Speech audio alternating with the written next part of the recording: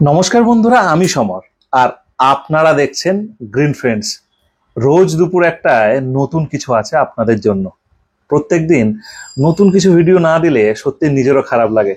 আজকে আপনাদের জন্য নিয়ে এসেছি, এটা বলতে পারেন যে আমি যতদিন ভিডিও করছি বা তৈরি করছি আজও একটা সেই রকম সেরা ভিডিও ভিডিও প্রত্যেকটা মানুষের কাজে লাগবে। কোনো পুরনো বাগানি, নতুন বাগানি, বাগান করবে বলে ভাবছেন এরকম প্রত্যেকটা মানুষের 10টি গুরুত্বপূর্ণ গরমের গাছের পরিচর্যা 10টি গুরুত্বপূর্ণ গরমের গাছের পরিচর্যা নিয়ে এসছি। 10টা টিপস থাকবে শুধু।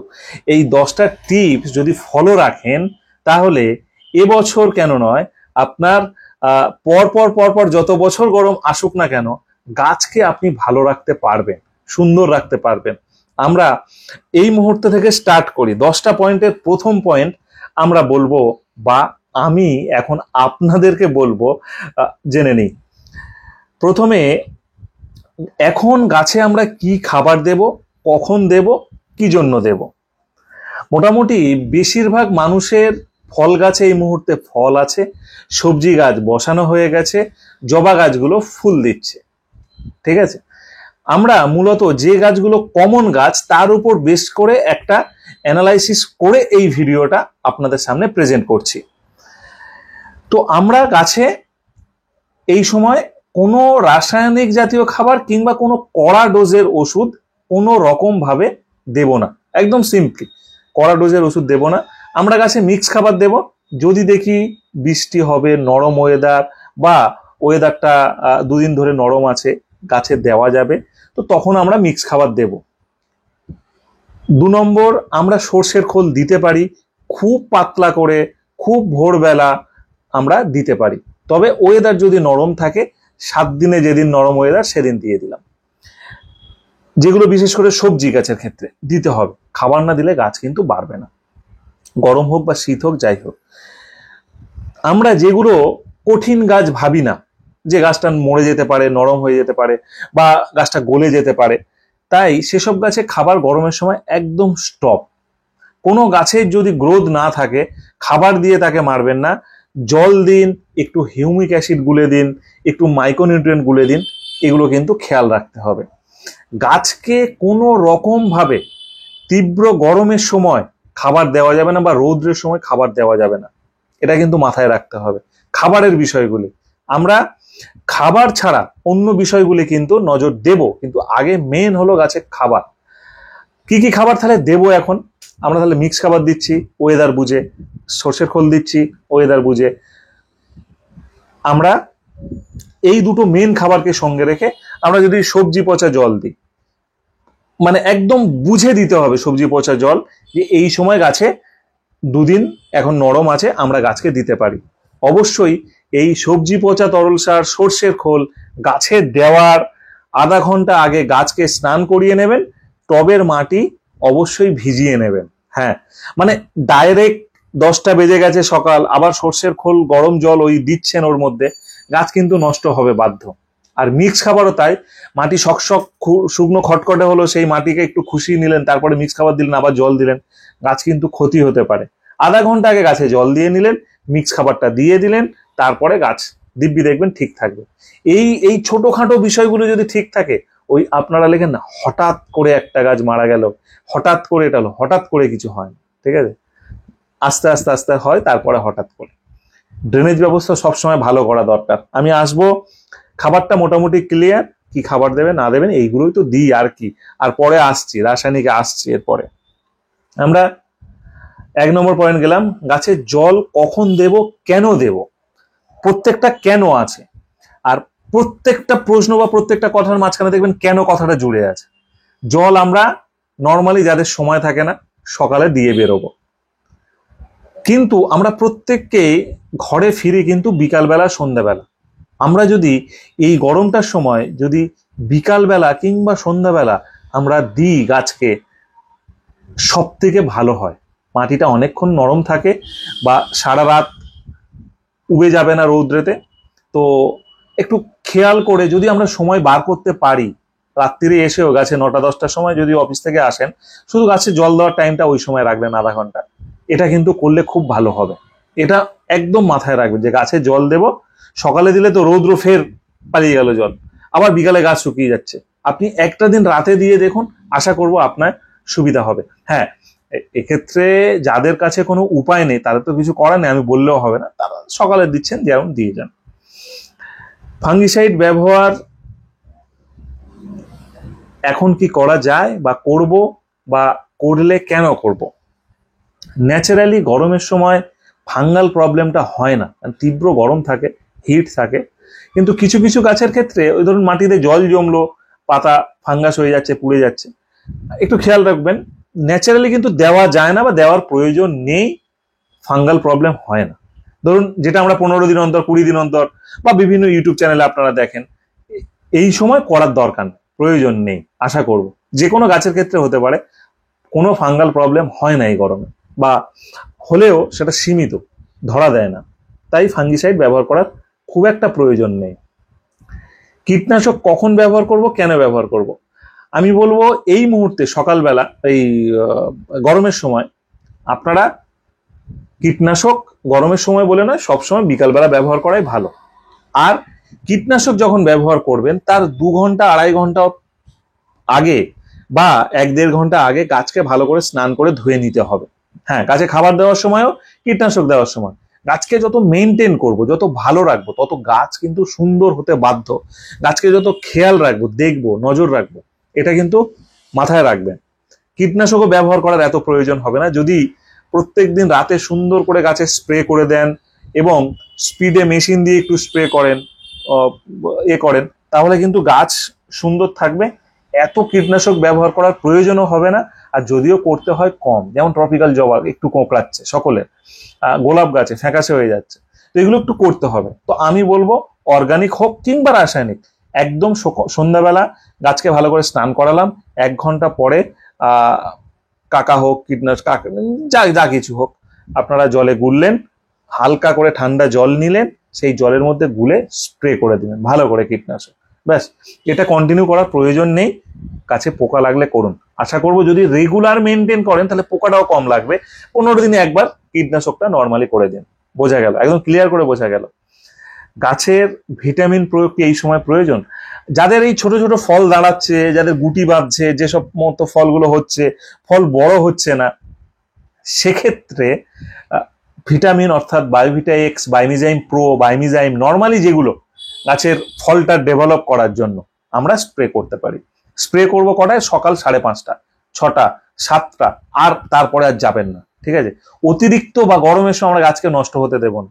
এই যে বললাম হঠাৎ করে গাছ ঝিমিয়ে গেল, মানে আপনি 10টার সময় আগের দিনে কিছু একটা স্প্রে করেছেন, পরের দিনে গাছের পাতাগুলো পুড়ে যাচ্ছে, তখন ওই মাথা থেকে উড়েই যাবে যে আমরা এই আগের দিনে এইটা স্প্রে করেছিলাম তাই আমার গাছের পাতাটা এরকম হলো। আমার নিজের ক্ষেত্রে হয়তো সেটাই বললাম।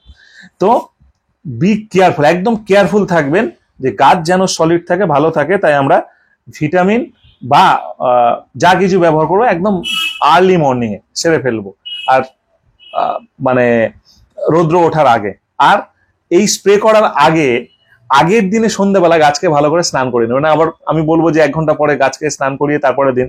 তো 5:30, 6টায় যারা স্প্রে করবেন, গাছকে স্নান কখন করাবেন? উল্টে আমার উপরেই আপনারা চেপে ধরবেন যে সমর কি বললো। আগের দিনে সন্ধ্যাবেলা গাছকে স্নান করিয়ে নিলেন, পরের দিন সকালবেলা একদম সুন্দর করে মাইক্রোনিউট্রিয়েন্ট স্প্রে করে দিলেন, যে কোনো গাছের ক্ষেত্রে। একটা প্রশ্ন ফ্রি দেবো, ঠিক আছে? মানে 10টা 11টা বলবো, এটা মাঝখানে এসে বললাম, কাউকে বলবেন না আপনারা যে সমর একটা ফ্রি দিয়েছে। এবারে আসি 6 নম্বরে পয়েন্টটা বলেই নিয়েছি বারবার, যে ঠান্ডা জলের স্প্রে খুব ইম্পর্টেন্ট, খুব ইম্পর্টেন্ট। বিশেষ করে যারা গোলাপ করি, জবা করি, হালকা করে ঠান্ডা জল নিয়ে স্প্রে করবেন, গাছ ভালো থাকবে। আর ঠান্ডা জলে না এই অতিরিক্ত গরমের সময় পোকারা বাসা বাঁধতে পারে না। ভালো করে পাতার নিচে যদি করা যায়, আমি বলবো এটা করা অসুবিধা, সবার জন্য সুবিধা নয়, বাড়ির লোকের প্রবলেম। আমি সবার বাড়িতে যাই, সবার মন বুঝি, তো আমি জানি সবকিছু। সুতরাং করতেই হবে 100% শিওর, ঠান্ডা জল দরকার নেই, কিন্তু করলে কিছু গাছ ভালো থাকবে। যারা বিশেষ করে গোলাপ করছেন তাদের জন্য ভালো থাকবে, সব গাছের জন্যই ভালো, বাট গোলাপটা বললাম না, কিছু মানুষ স্পেশালি গাছ করে, খুব শখে করে, খুব মানে একদম অন্তর থেকে বুঝতে পারি, তাদের বাড়িতে যায় তো, তো সেই কারণে বললাম। আবার এটাও দিক যে অনেক লোকের বাড়িতে মেনে নেয় না, সেক্ষেত্রেও খুব প্রবলেম হয়, সবার প্রবলেম হয়। কিন্তু সেই সবকিছুকে ওভারকাম করে আমরা কিন্তু এই গরমের সেরা বাগানি, ঠিক আছে। তো চলুন 7 নম্বর প্রশ্ন, গাছের রিপোর্টিং কি এখন করা প্রয়োজন? খুব কি করা দরকার? তবে যে সমস্ত গাছগুলো বাড়ছে না বলছেন, আমি বলবো এই সময় রিপোর্টিং করে দিন। দীর্ঘদিন বাড়ছে না, গাছটা এক লেভেলে পড়ে আছে, রিপোর্টিং করে দিতে পারেন। যে অনেকদিন রিপোর্টিং করা হয়নি, রিপোর্টিংটা কিন্তু প্রত্যেকটা গাছের জন্য মাস্ট। তবে এই টাইমটাই মাস্ট নয়, একটা সময় আছে, শীতের শেষ বর্ষার শুরু, এই সময়গুলো বেছে নিতে হয়। মানে শীত শেষ একবার করে দিলাম, বর্ষার শুরু একবার করে দিলাম, মানে একই গাছে নয়, সময় যার যখন যেরকম সময় আসবে। অনেকে এই গাছে এখন ফল আছে, ফল আছে কিন্তু রিপোর্টিং করার সময়, সেক্ষেত্রে কি করা যাবে? করা যাবে না। তো এগুলো খেয়াল রাখতে হবে। তবে কোনো গাছে রিপোর্টিং করা যায় না বলে না গরমে করা যাবে না, করা যাবে। দেখে শুনে বুঝে ঠান্ডা হালকা ওয়েদারে সন্ধ্যাবেলার দিকে বা বিকালবেলা বসে রিপোর্টিং করে নিলাম, গাছটা সারা রাত ঠান্ডা থাকলো, দুদিন তাকে একটু সেডিয়ে দিয়ে রাখলাম, তারপরে আবার যেখানে গাছ সেখানে করে দিলাম। একটু মেনটেন করে করলে সবকিছু করা সম্ভব, ঠিক আছে। সবকিছু, যে কোনো জিনিস না, মানে একটু মেনটেন রাখলে যে কোনো জিনিস, এই মুহূর্তে ভাবুন, ঘরের একটা তালার কথা ভাবুন, সাইকেলের একটা চেনের কথা ভাবুন, বাইকের সার্ভিসিং এর কথা ভাবুন, যদি মেনটেন করি সবকিছু ভালো থাকবে। এই হচ্ছে ব্যাপার। 8 নম্বর, এই সময় কি গাছে কাটিং করা যায়? দেখুন, আমরা এমন কিছু গাছ করি যেমন অ্যাডেনিয়াম, বোগেনভেলিয়া, গরমের যে কোনো দেশি জবা, টগর, কাটিং করা যায়, ঠিক আছে। এই সময় নির্দ্বিধায় কাটিং করা যায়, কিন্তু ওই যে পার্টিকুলার টাইম আছে, আমরা গরমের শুরুতে তখন কাটিং ফাটিং করে দিয়ে নতুন করে বসাই, এখন গাছে ফুল দেয়। আমরা যদি এখন কাটিং করি সবকিছু আবার লেট হয়ে যাবে, বর্ষা চলে আসবে, কখন ফুল পাবো, কখন দেখবো গাছগুলো। তবে করা যায় না এই সময় নয়। ধরুন আপনার 10টা গাছ গ্রোথ আছে, একটা গাছ কাটিং করেননি, সেটা এখন করে দিলেন, সেটা লেটে গিয়ে ফুল হবে। নিজেকে ভেবে বুঝে শুনে করতে হবে, ওই যে মেনটেন, সবকিছু মেনটেন করলে ঠিকঠাক হবে। তবে করা যায় না আমি কোনোটাই বলবো না। হ্যাঁ, কিছু গাছ ক্ষেত্রে ওই অতিরিক্ত সময় গরমে কাটা, মানে কাটলে গাছ নষ্ট হয়ে যাবে, এ হয়ে যাবে, তাই দেখে শুনে বুঝে করলে করা যাবে সব গাছ, ঠিক আছে। এই সময় গাছ কেনা কি ঠিক হবে? খুব ইম্পর্টেন্ট। অনেক মানুষ আছে গরম বলে না, এই অতিরিক্ত গরমে গাছ কিনবো না। তবে আমরা যারা গাছ পাগল মানুষ, নার্সারি ভিজিট যাই, নার্সারি দেখতে ভালোবাসি, নার্সারির ভিডিও আসে, নিজেদেরকে কন্ট্রোল করতে পারি না, গাছ কেনা যায়। কারণ আমার কাছে না হয়তো তার কাছে আছে, তার কাছে না হয় তার কাছে আছে, কারণ না কারোর কাছে তো গাছ প্রত্যেকের কাছে আছে। আমরা ধরুন ভালো নার্সারিতে ভালো ফলের গাছ কিছু কিনলাম বেছে বেছে, যে এখন আম গাছে আম হয়ে আছে, ফল দেখে কিনলাম যে হ্যাঁ ভাই ওই গাছটা দাও, 50 টাকা বেশি যাক, কিন্তু আমার অরিজিনাল জাত চাই, ঠিক আছে। কেউ জামরুল গাছ, পেয়ারা গাছ, সব গাছে তো এই সময় ফল থাকে, তাহলে আপনারা কিনতে পারেন গাছ। যদি ফল নাও থাকে, বিশ্বাসের উপরে, নার্সারির উপরে কিনতে হবে, চোখ বন্ধ করে কিনতে পারেন, গাছ কেনা যায়। তবে গাছ বসানোর টাইমিংটা হতে হবে বিকালবেলা, এবং গাছ কেনার 20 থেকে 25 দিন পর নিজের বাড়িতে এনে নিজের ওয়েদারে সেটেলমেন্ট করে তারপরে গাছকে আপনারা নিজের জায়গায় নিজে নতুন করে পটিং করলেন, সেটাই ভালো হবে। একবারে বড় পটিং না করাই ভালো, সবসময় গাছ বুঝে দেখে শুনে পটিং করাই ভালো, এটা বেটার বলে মনে হচ্ছে। এবারে গেল 9 নম্বর প্রশ্ন শেষ। 10 নম্বর, এই সময় কলম বা গ্রাফটিং বা এইসব কিছু কি করা যায় গাছে? তবে কলম করার ক্ষেত্রে অনেকে কলম বাঁধছে, এই সময় করা যায়। যেমন পেয়ারা গাছে কিছুদিন পর থেকে কলম বাঁধা স্টার্ট হবে। অনেক আছে গ্রাফটিং, বিশেষ করে অ্যাডেনিয়ামের গ্রাফটিং করা যায়। যে কোনো গাছের আপনার গ্রাফটিং করতে চাইছিলেন, আমজাম, এগুলো করা যায়। জোর কলম করা যায়, কিন্তু যেহেতু অতিরিক্ত গরম, একটু দেখে শুনে বুঝে করতে হবে। বিশেষ করে বোগেনভেলিয়া, তাই তো, বাড়ির ছাদে ছাদে বোগেনভেলিয়া, প্রচুর দাম, দাম দিয়েও মানুষ কিনছেন, কম দামিও মানুষ কিনছে। আপনারা যারা দাম দিয়ে কিনছেন তার কাছে তো গাছটা চলে এলো, সেই গাছ দিয়ে আপনারা নিজেদের যে বাড়ির দেশি গাছগুলো আছে সেখানে গ্রাফটিং করতে পারেন, দেখবেন সাকসেসফুল হবেন। এই গ্রাফটিং কি করে করে? ধরুন আমরা ভিডিও ছাড়িনি, বা আমরা ভিডিও ছেড়েছি, বা আমাদের ভিডিও আসছে খুব তাড়াতাড়ি আমজাম কাঁঠালের গ্রাফটিং, তো যে কোনো গাছের গ্রাফটিং যখন দেখবেন তখন শিখে নেবেন। আবার চাইলে যে কোনো একটা ইউটিউব চ্যানেলে সার্চ করুন যে বোগেনভিলিয়ার গ্রাফটিং কি করে করব, কত ভিডিও আসবে, আমরাও ভিডিও দেখিয়েছি। তো সেগুলো থেকে দেখে নিজের মতন করে একটু গ্রাফটিং করলে ভালো হবে। তাতে আজকের ডেটে দাঁড়িয়ে প্রচুর মানুষ কিন্তু এই গ্রাফটিং এর উপরে ডিপেন্ড করে, প্রচুর নার্সারি যেমন চলছে, প্রচুর মানুষ যারা 15,000, 10,000, 20,000 টাকা কাজ করতো, এইরকম প্রচুর মানুষ তারা আজকে তার থেকে অনেক বেশি উপার্জন করে গ্রাফটিং করে, কিংবা তার বাড়ির ছাদে গাছ তৈরি করে। এরকম হাজারো উদাহরণ আমাদের কাছে সবসময় চোখে ভাসছে। কর্মসংস্থান বেড়েছে, গার্ডেনিং এ প্রচুর মানুষ ইনভলভ হচ্ছে বাগান করার ক্ষেত্রে, এবং প্রচুর নার্সারি বাড়ছে। কিন্তু এই মন কষাকষি, রাগারাগি, হিংসা এটাও বেড়েছে অনেক। এটাকে কন্ট্রোল করতে হবে।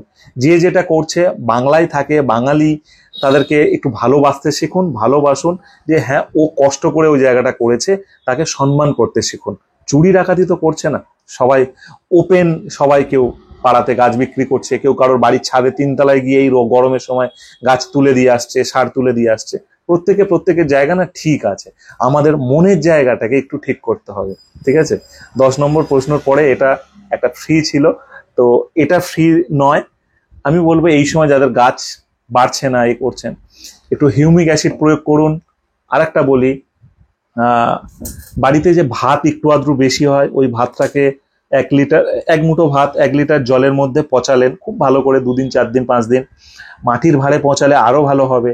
মাটির ভাঁড়ে পচিয়ে যদি মাটিতে ঢুকিয়ে রাখেন, সেটাতে আরো ভালো হবে, মানে জমির মধ্যে লুকিয়ে রাখেন। তো যাই হোক, এই ভাত 1 মুঠো নিয়ে 1 লিটার জলে পচিয়ে সেটা 10 লিটার জলে গুলে প্রত্যেকটা গাছে একটু একটু করে দিতে পারেন। এই সময় খুব এফেক্টিভ কাজ হবে, ভালো হবে, এবং গাছ বাড়বে। এছাড়া যদি এটা না করতে পারেন, অনেকের ক্ষেত্রে অসুবিধা, ওই যে বাড়ির লোক প্রবলেম করে, গন্ধ, এটা করবে না, ওটা করবে না, বাগান করবে না, সে কথায় আসছি। তো আপনারা চাইলে করুন, মানে হিউমিক অ্যাসিড কিনে সেটা ব্যবহার করুন, 1 লিটার জলে 1 ml দিয়ে সেটাকে ব্যবহার করলে হবে। আমার কাছে তো এই ভিডিওটা, এর মান অনেক গুরুত্ব। প্রত্যেকটা বাড়ির লোককে বলবো, যারা একসঙ্গে বসে হয়তো এই সময় টিভিতে দেখছেন বা মোবাইলে দেখছেন পাশে আসে, দেখুন বর্তমানে প্রত্যেকের মন বলুন, যে কোনো বিষয় বলুন, প্রত্যেকের মন সবার যে চাঙ্গা ভালো তা নয়, কিন্তু তারপরেও লড়াই করে মানুষকে বাঁচতে হয়। তো যে যেটা করে ভালো থাকতে চাইছে, ধরুন কেউ গাছ করে, কেউ মাছ করে, বিভিন্ন ধরনের মানুষের শখ একটা থাকে।